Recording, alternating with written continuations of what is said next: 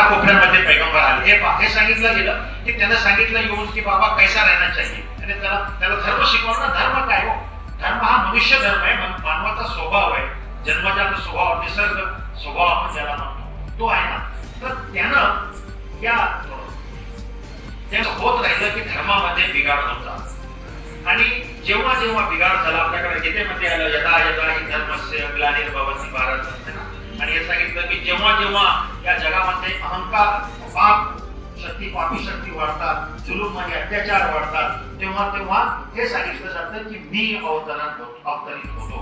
हे आमच्याकडे आपण मानतो इस्लाममध्ये की पैगंबर जे आहेत ते येतात आणि ते काय करतात, त्या धर्मामध्ये जो बिघाड झाला होता त्या धर्माचा बिघाड ते दूर करतात आणि त्या धर्माला पुन्हा शुद्ध रूप आणून देतात. आणि आमचं असं मानणं आहे की त्याची शेवटची आणि अंतिम प्रति मोहम्मद पैगंबर साहेब आहे.